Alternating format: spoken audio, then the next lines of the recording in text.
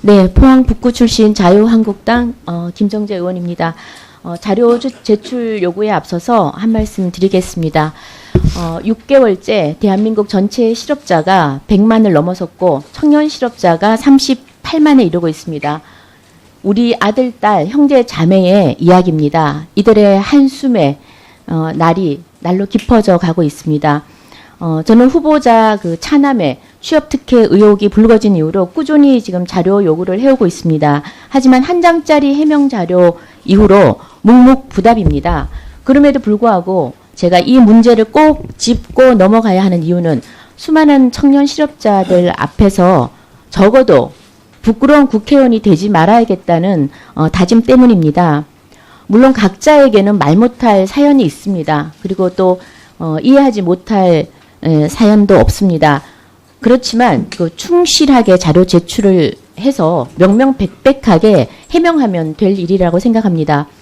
과거 대통령 아들 특혜 채용 의혹과 강원랜드 채용 비리, 하나은행 채용 비리, 금감원 채용 비리, 그리고 숱한 정치인의 자녀의 특혜 채용 문제가 불거질 때마다 우리 국민들이 분노하는 이유는 딱 하나입니다.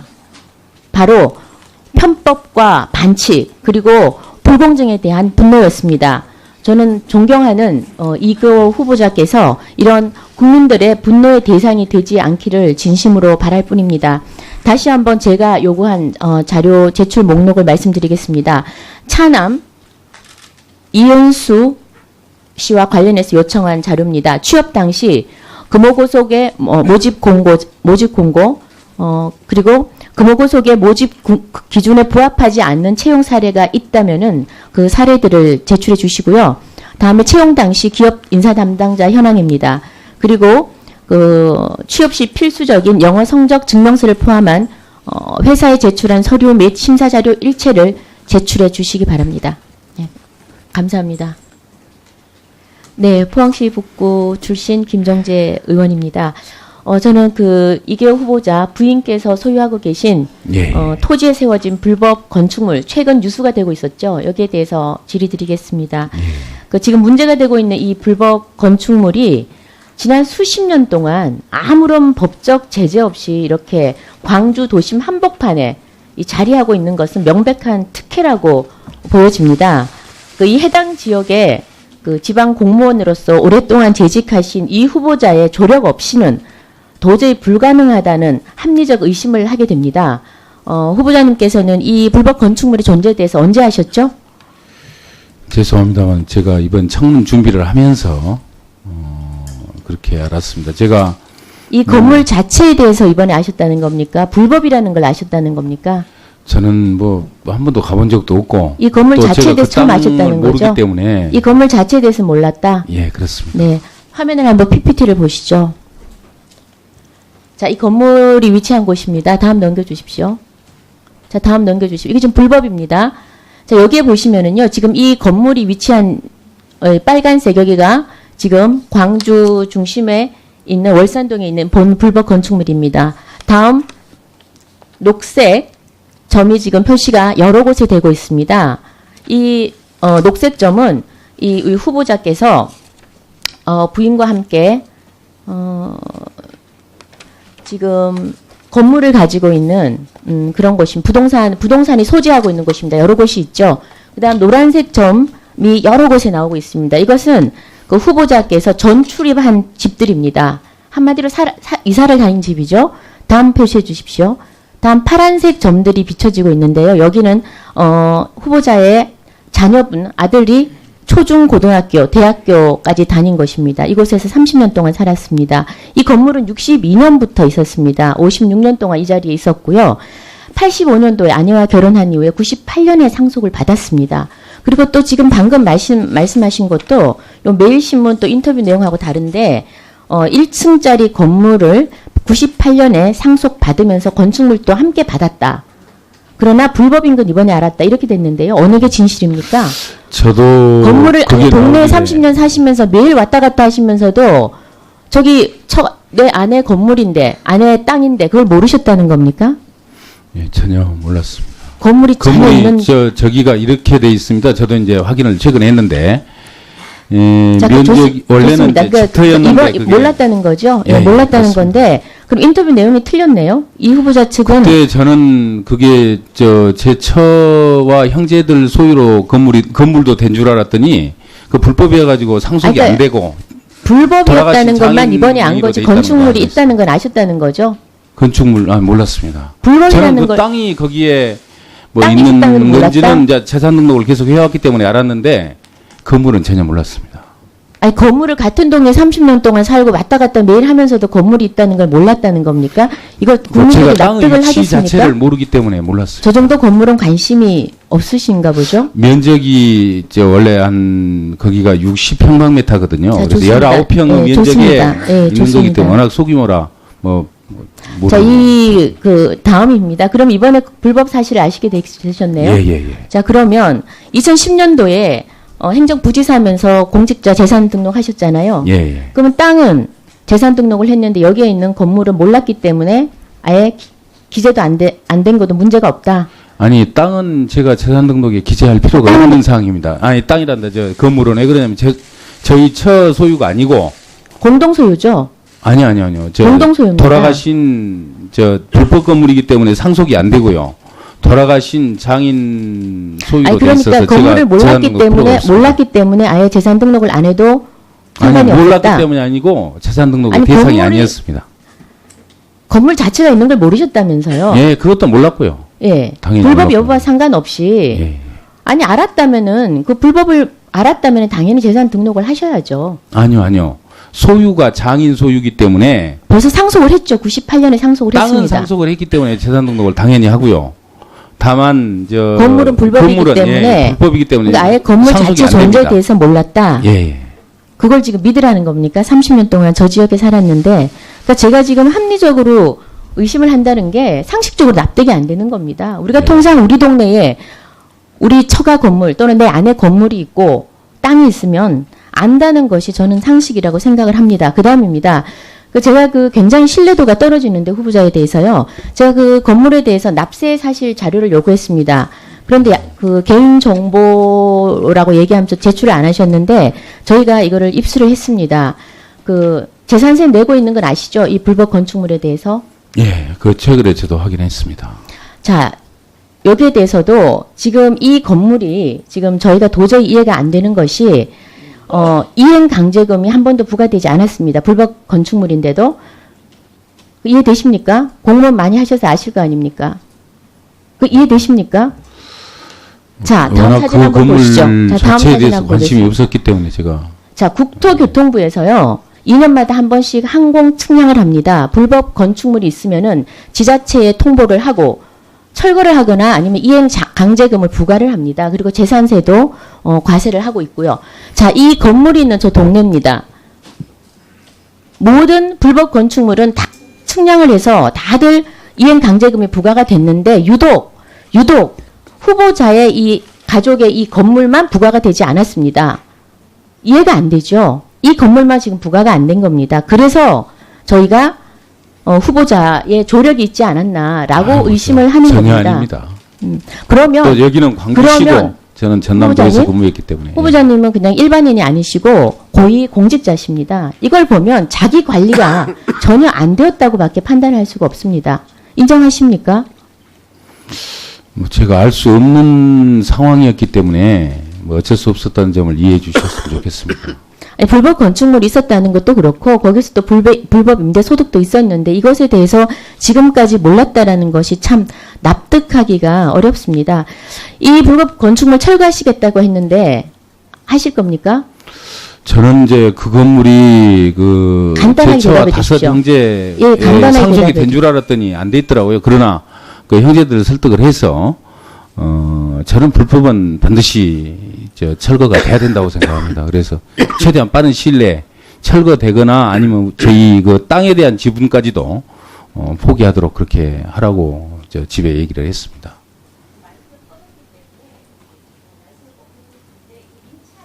네, 예.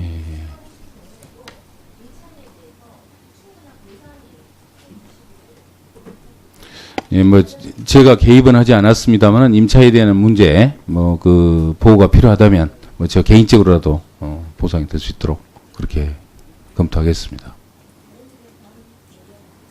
네, 우리 김정재 의원님 훌륭한 질의하셨습니다. 수고하셨습니다. 죄송합니다. 다음은 존경하는 우리 오영훈 의원님 질의입니다.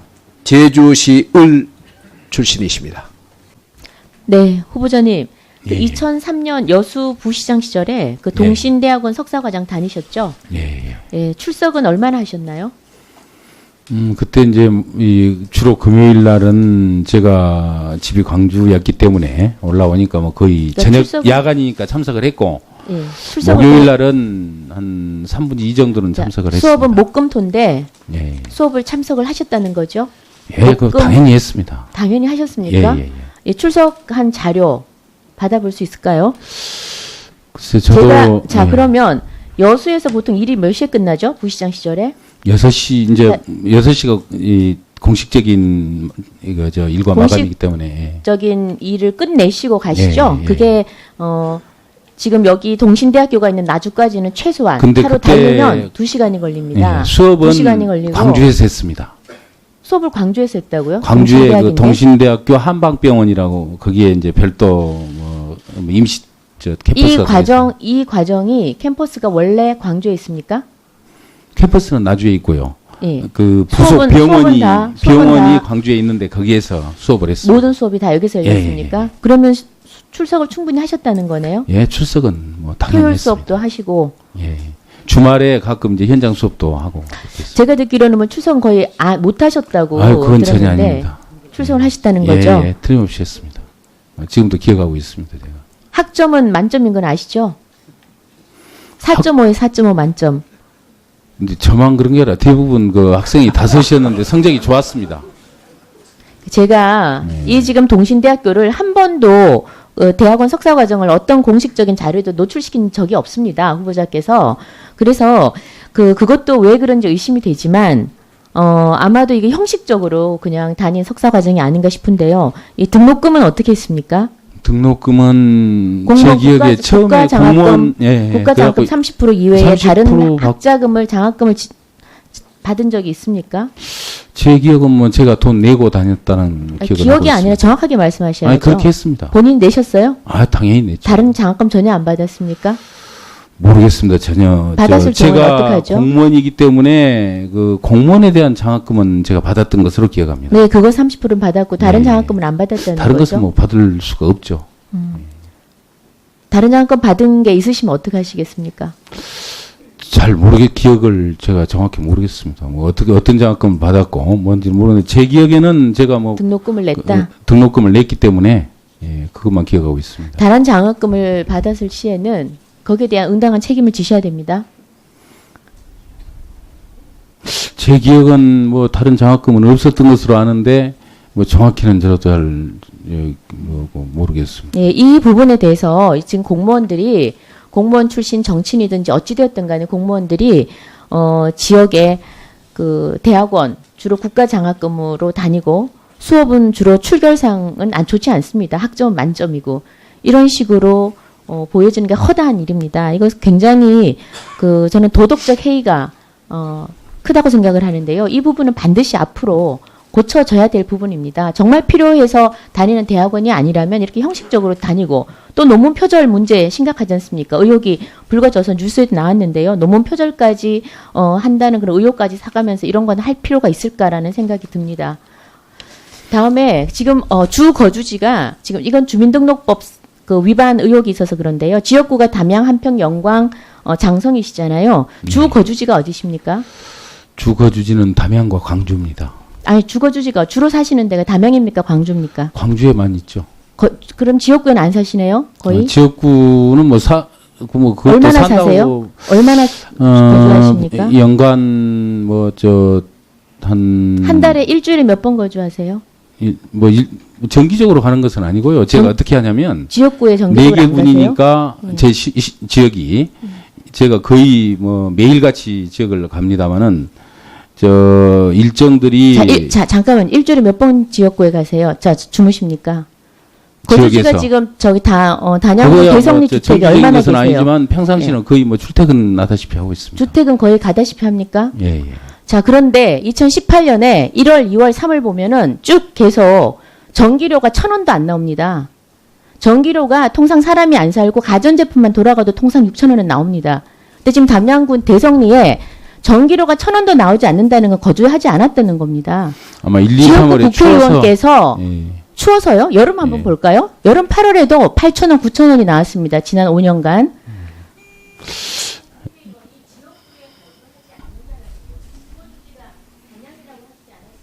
예, 예.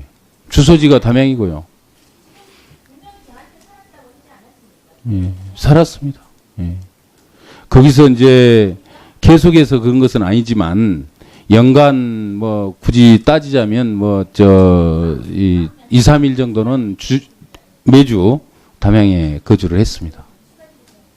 네, 우리 김정재 의원님 수고하셨습니다. 좋은 질의하셨습니다.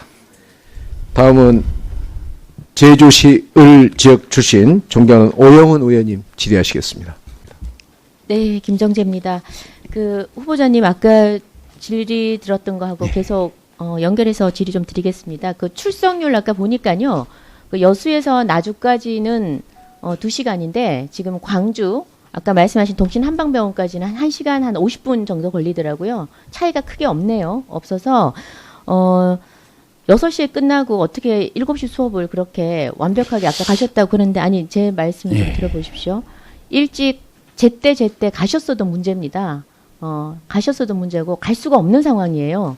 그걸 말씀드리는 거고 수업도 제가 과목하고 다 비교를 해보니까 목금에 주로 이루어졌고 토요일도 한두 개는 있지만 주로 목금에 이루어졌는데 출석률이 좋을 수가 없습니다. 이게 상식 아니겠습니까? 저도 뭐 같이 국회의원도 하고 이러지만 쉽지가 않습니다. 말씀을 드리는 걸로 이거 마무리를 하겠습니다. 그다음 지역구 아까 저기 그 주 거주지가 담양 대성리 주택이라고 하셨는데요. 제가 최근 그 5년간 전기세 수도는 지금 관정을 파서 지하수를 사용하기 때문에 수도세는 아예 나오질 않습니다. 전기세를 보니까 거의 1,000원 이하가 많습니다. 제일 많이 썼을 때도 10,000원 이하인데요. 이것을 보고 어느 누구도 여기에 지속적으로 거주한다고는 상식적으로 생각을 할 수가 없습니다.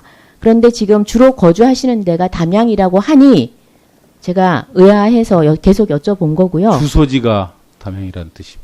아까 제가 여쭤봤을 때는 주로 지속적으로 계신다고 거주하는 데는 담양과 광주에 지역구니까 있다고. 지역구니까 지역구에 거주하시냐고 제가 물었을 때 주로 거주한다고 답변을 하셔서 지역구 담양에 거주하십니까? 주로? 거주 개념을 어떻게 보냐인데 지역구 내려가서 주무세요? 지역구인데 담양에 담양에서도 내려가실 자주, 때는 예, 자고 담양에 있습니다. 주무시고 뭐 한 거기서 달에- 생활을 예, 하십니까? 그 집에 한 달에 30일 이상은 뭐 최소한도 거기에 뭐 왔다 갔다 하고 있습니다. 한 달이 30일인데 아니, 그럼 매일 가신다는 1년에. 건데 1년에. 1년에 30일이요? 12달 중에 그 이상은 그러면 된다고 뭐 말씀드려요. 한 달에 한 두세 번? 주민등록법상 30일 자. 이상 거소가 돼야 되기 때문에 그런 네. 측면은 아무러면 국회의원이 그러니까 자기 주민등록법을 지역구를 안 가겠습니까? 당연히 가죠. 매주 가고 매일 가고 아이 있습니다. 그럼요. 당연히 가야죠. 그 유권자에 대한 약속이자 예의죠. 예, 예. 그리고 당연히 신뢰. 그렇게 하죠. 그렇죠. 당연히 가야 되는데 저는 지금 주민등록법을 따져보기 위해서 거기서 사시냐는 거죠. 그래서 지금 거기서 거의 저희가 보기에는 살지 않은데 지금 거의 아까 사신다고 하니까 드린 말씀입니다. 거의 살지는 않고 광주에 사시죠. 아드님 댁에 55평 아파트에 사시죠. 주로 광주에 많이 있죠. 그렇죠. 예, 예, 맞습니다. 그러니까 지역구에는 거의 살지는 지역구는 않는다. 거의라는 말씀은 제가 조금 예. 좀 이의를 제기하겠습니다. 지역구에 자주 당연히 지역구에 주소지인데 틈만 나면 갈 수 있으면 가려고 그럽니다. 근데 그 틈만 나면 가시고요. 여기가 농촌 지역 아닙니까? 농해수위 예. 장관 아니십니까? 예. 저는 거기서 거주지를 거기에 두시는 것이 저는 맞다고 봅니다. 두고 거기서 살고 느끼고 보고 그렇게 해야 된다고 저는 생각을 합니다. 자, 그다음에 그 최선을 다해서 하여튼 자주 하도록 예, 제 지역에 대해서 간단히 말씀드리겠습니다. 지금 포항 제 네. 북구 지역에 지진이 일어난 지 9개월이 지났습니다. 그 포항이 지금 현재는 특별 도시 재생 지역으로 지정이 됐고요. 예, 알고 그 있습니다. 이 지역에 읍면 단위에 한 3천여 세대가 지금 주택이 다 파손된 상태고 지금 복구의 손길을 기다리고 있습니다. 다행히도 이 피해 주택 복구를 도울 수 있는 현행법이 있습니다. 바로 소규모 주택 정비법입니다. 예, 예. 그런데 하지만 이 법의 대상 지역에서 농어촌을 제외하고 있습니다. 그래서 제가 최근에 소규모 주택 정비법 개정안을 지금 발의해 놓은 상태입니다. 그래서 농어촌 지역 중에서 특별 재난 지역으로 선포가 되고 또 특별 도시 재생 지역으로 진행되는 지역에 한해서만 예. 그런 지역에 한해서만 법이 정한 혜택을 좀 받을 수 있도록 좀 위원장님 이거 다 추가 질의 네. 그래서 개정안을 발의해 놓은 상태인데요. 예. 이 법이 주는 혜택이 많습니다. 그래서 그 사업성 분석에서부터 그 건축사, 시공사 선정을 지원해 주고요. 또 이주 비용 융자까지 원스톱 컨설팅을 지원해 줍니다. 또 LH 같은 기관에서 일반 분양분 100%를 다 매입을 해주고 또 사업비 50%까지 연 이율 1.5%로 저금리 융자 지원도 해줍니다. 그런데 지금 이 개정안이 농림부 반대로 길이 막혀 있습니다. 왜 농어촌 정비를 농림부가 해야 되는데 국토부가 하냐는 겁니다. 제가 봐서는 부처 간 밥그릇 싸움으로밖에 볼 수가 없습니다. 그래서 이 농어촌 정비법으로는 이걸 도저히 커버할 수가 없습니다. 따라서 이번에 장관이 되시면 이 부처 이기주의를 좀 버리고 지금 포항 지역의 농어촌 지역의 그 지진 피해 주민들의 어려움을 다시 한번 고려해 주시기를 진심으로 부탁드리겠습니다.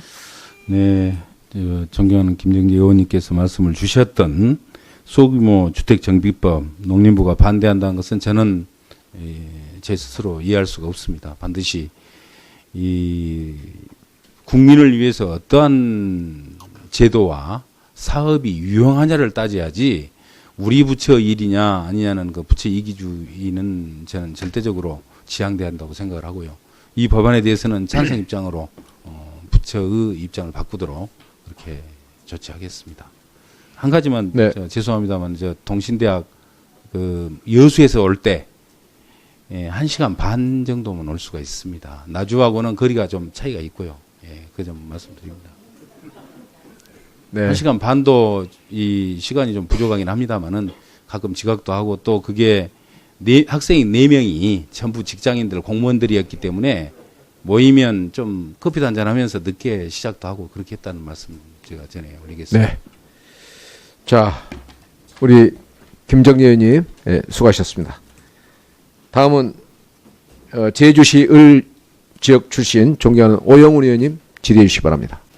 네, 후보자님 장시간에 고생 많으십니다. 저도 그 정책 질의를 사실 준비 많이 했는데 많이 못해서 좀 아쉬운데요. 그 아까 그 비과세 이번에 준조합원 비과세 폐지에 대해서는 장관 후보자께서 분명한 의견을 밝혀주셔서 먼저 감사드리고 그것과 함께 좀 말씀드리고 싶은 것이 이 지금 정부에서 이번에 세법 개정안 발표할 때요. 우리 농림부에서 좀 적극적으로 이 문제에 대해서 얘기를 좀 미리 사전에 할 필요가 있었다고 봅니다. 그래서 그 준조합원이 90%지 않습니까? 그렇습니다. 농축협 수협에 그리고 이분들이 비과세 폐지 시에는 아마 다 아시겠지만 신협이나 새마을금고로 가기 때문에 세수 확보에는 전혀 효과가 없는 그런 정책입니다. 그래서 이걸 그렇습니다. 분명히 좀 해주시고 또 준조합원을 고소득자로 보는 경향이 있습니다. 그러니까 그런지 안 그런지 정확한 데이터가 없기 때문에 여기에 대한 것도 한번 장관이 되시면 한번 살펴봐 주시고 만약 고소득자로 구성되지 않았다면 90%가 그렇다면 정확하게 그 기재부에 알려서 다시는 이런 걸 가지고 다시 왈가왈부하는 일 없도록 그렇게 좀 해주셨으면 좋겠습니다. 그리고 그 청년 그 농업 오늘 말씀 많이 하셨는데요. 잠깐 표를 좀 보시면 간단하게 말씀드리면 30대 청년이 그 도시에 살다가 농사를 짓기 위해서 귀농을 했을 경우 그리고 또 부모가 농사를 짓는데 그 자식이 다시 귀농을 했을 경우에 차이가 많이 납니다. 귀농한 청년은 그 1억 원 지원금을 받고요. 부모로부터 농사를 소위 가업을 이어받기 위한 후계 농업인은 한 푼의 지원을 못 받고 있습니다. 더불어서 그것 말고도 그 청년 창업농 정착 지원금을 지금 정부에서 약 한 120억, 118억 정도 예산을 투입하고 있는데요. 한 1,200명 대상으로 지원을 하고 있습니다. 그것을 보면 후계농은 아예 그 수급이 불가능하고요. 그다음 그 후계농업 경영엔 육성자금 지원은 양쪽이 다 지금 수급을 받고 있습니다. 그래서 여러 존경하는 의원님들께서 다 지적을 해주셨는데 이 그 차이 없이 좀 지원이 될 수 있는 방안을 한번 찾아봐 주시기 바랍니다. 그리고 폐업률을 한번 보면은요. 지금 소위 그 청년 농업 경영주와 후계농 이 폐업률을 비교해 보면 위쪽이 도시에서 온 그냥 청년 농업 경영인입니다. 이 사람들은 폐업률이 한 5년 만에 한 2,000명에서 4,000명씩 줄었습니다. 그러나 부모의 가업을 이어받은 농업 경영인은 그 숫자가 그대로입니다. 그래서 이 부분도 그러니까 실패 확률이 확실히 그 후계 농업인이 적다는 겁니다. 그래서 이분들한테 지속적으로 그 농업에 종사할 수 있도록 좀 더 지원을 확대할 수 있는 정책을 한번 살펴봐 주시기 바랍니다. 네. 네, 감사합니다. 네, 의원님께서 말씀 주셨던 이제 청년 농업과 농업인과 후계 농업인의 뭐 차별 문제, 뭐 저도 제 지역구에서 여러 차례 듣고 있습니다. 두 가지 이제 문제 지적을 해주셨습니다. 정착 지원과 또 육성 자금.